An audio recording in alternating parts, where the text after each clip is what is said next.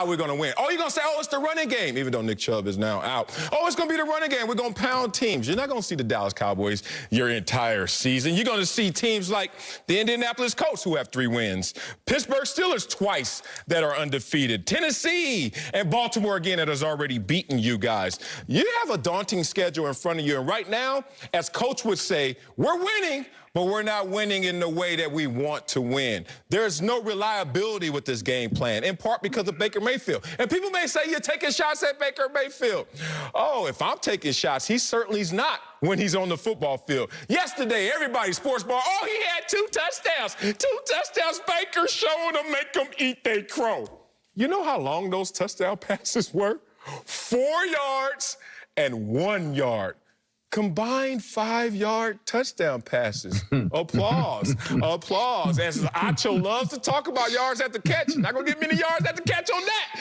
Point being, until they can follow a game plan that is consistent and reliable, I'm not believing in this team because you go as far as your quarterback takes you. You're not going far with Baker right now. Man, I don't know how we're going to do the rest of this specific block because I'm really about to end this conversation right here and right now. The Browns are contenders, and I'm not going to let the media hijack the narrative because they are the Browns.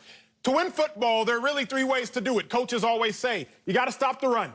You got to be able to run the ball, and you have to win the turnover battle. So let's look at the Browns first. Well, let's look at the NFL first. Rushing yards allowed. Let's just look at the teams in this conversation. Full screen, please. Well, you have the Steelers, contenders, Bucks, contenders, Seahawks, contenders, Colts, contenders. But then in the top 5 with least rushing yards allowed, question mark, who could be there? Can we answer who might be there? Uh-oh, it's the Cleveland Browns. What? The Cleveland Browns, top 5 in stopping the run. If we can, I'm not revealed it for y'all. No. But then, okay. But now, can you run the ball? Let's look at the top 4 teams when it comes to rushing offense. You got the Patriots are at 2, the Ravens are at 3, the Packers are at 4. All of those teams you would say are contenders. Who could be number 1 with rushing the ball? Please, the grand reveal. Wait, it's the Cleveland Browns. Wait, maybe that's a coincidence. Let's look at the turnover battle. Let's look in the NFL at the top 4 teams when it comes to turnover differential. The Chiefs are at number 2. They're obviously contenders. Titans, they're at number 2. They're obviously contenders. The Seahawks, they're obviously contenders. But who could be number 1? Man, who's number 1? Man, who's number 1, dog? Who could be? The Cleveland Browns. Nice tie. So don't let the Cleveland Browns name distract you from the fact that the Cleveland Browns are absolutely contenders, and they're for real this year. I like what you did there, Acho. Listen, I have much maligned the Cleveland Browns as well. I call them contender today. That could change with a team like this for some of the reasons that Marcellus stated. I'm not a believer yet, but they have proven on the sneak that they are a dark horse contender. I mean, it just is what it is. You can't pick and choose who they play. We can only break down what we see when they do play. And that first week after that Ravens game, I really thought that this would be a team that would struggle to win games and consecutively. Lo and behold, when I looked at the topic and I looked at the scores and the box scores after watching games on Sunday and saw that Cleveland was sitting at 3-1, I double took. Like, I came back and I looked at it again. I'm like, wait, they're 3-1. So looking at where they're at right now, being with 3 wins coming out and going into the second quarter of the season, this is a very important quarter of the season, this next 4. And that will dictate a lot. But as of today, the stakes have been raised for the Cleveland Browns. Maybe they've flown under the radar because so many people expected them not to be good. But yes, today they're a contender. Ain't no damn contenders. Y'all know what division they're in? Y'all know what division they're in? When you get a 5-point win against the Cincinnati Bengals, and that's the worst team in your division, and Joe Burrow, he ain't going to be such a wet puppy when next time you see him. And guess what? You already lost to Baltimore. What was that score? 38-6. First game of the season. First game. Okay. And then you got to see the Pittsburgh Steelers, undefeated Pittsburgh Steelers, twice. So look, I love an Acho stat and an Acho full screen because one thing you know he's going to be guilty of is omission. He's never going to give you the full perspective. He's never going to show you the whole pie. He's just going to come up to you with some crumbled up pieces of pie and be like, this is it. Okay, I wonder. I don't have a full screen for this, but watch my face. Oh, I was waiting for it. Okay, you ready? Which team is ranked 25th on defense? Cleveland Browns. Okay, no. Which team is 27th in yards allowed? Cleveland Browns. All I want to know is you want to talk about an opportunistic defense, Myles Garrett coming off the corner, or getting turnovers. But what happens when we have the law of averages, regression to the mean? That's when the Cleveland Browns, when they have to face Pittsburgh twice, Baltimore, Tennessee, Indianapolis, we're going to see where this team fits. Third in the division, they're lucky if they make the playoffs, and I doubt they do. Marcellus, they were up 31-14 at halftime. Yeah, of course the Cowboys are going to have a lot of yards. LaVar, we said this before you got on the show. If you got a big lead, LaVar, defensively, what are you doing? Just soft coverages. Just soft coverages. It depends. It depends. Thank you, Coach. Thank you, Coach. Yeah, you're not. Thank you, Coach. Don't go with him. But I know I know what you're trying to say. Correct. Though. If you got a big lead, you're not going to sit here and play press man the whole time and get beat real quick. What you're going to do is concede a lot of yards because the Browns don't care about where they necessarily rank the points. How many yards? No, Marcellus. You've been in defensive meetings. Why you say no? Because you've been in defensive meetings. It's garbage time. Put your hand down. In defensive meetings, coach never said, hey, we got to limit this team to under 500 yards. Hey, we got to make sure this team does. No. They say, hey, we have to stop the run.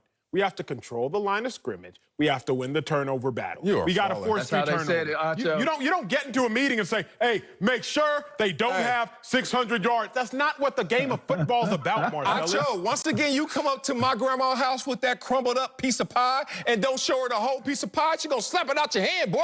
You keep talking about yards. How do you crumble up pie?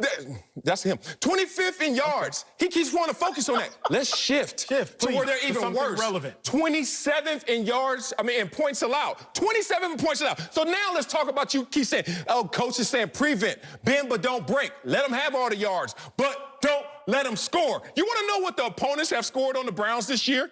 Oh, the best game that they had, they gave up 20. Yay!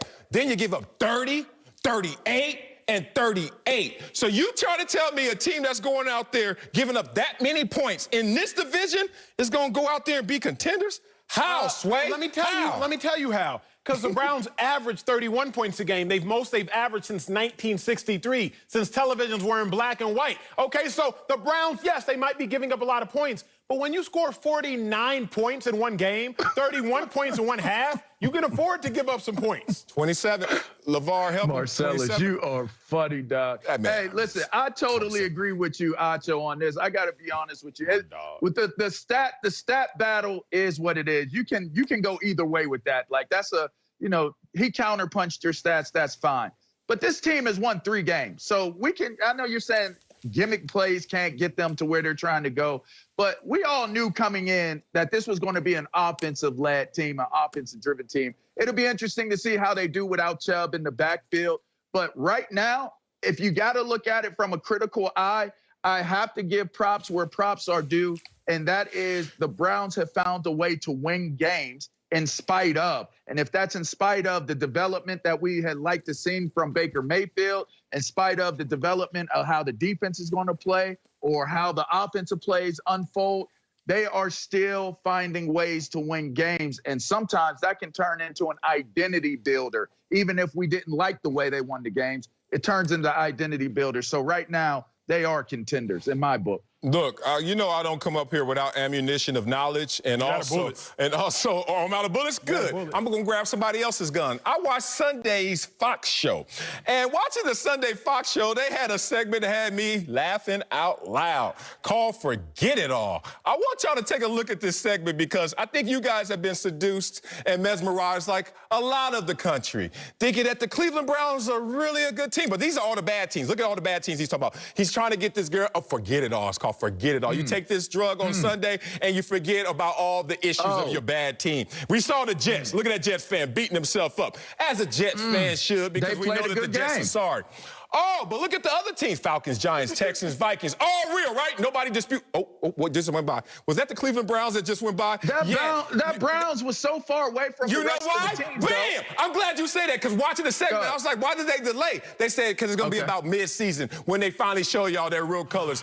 8-8 at best. Third in their division. They only won one divisional game, and that's going to be the only one they win this year. Now, here's what I know. we can come on camera and we can lie. Marcellus has come on camera and he is lying. You but what I do know is lying. Hey, Marcellus, you lying. Here's what doesn't lie, LaVar. My God. The big guy in the sky, it don't ever lie. So if you might not be afraid of the Browns, Marcellus, you want to know who are? The Dallas Cowboys. You want to know when? The very first play of the game. Look at the tape. This is Donovan Peoples-Jones, Marcellus, a receiver against Kevin Smith. Kevin Smith, the cornerback, is playing the pass because he's like, uh-oh, they're a big play-action team. They're a big play-action team. He's on his back. First play of the game. Slippy. First play of the game. So you might not be afraid.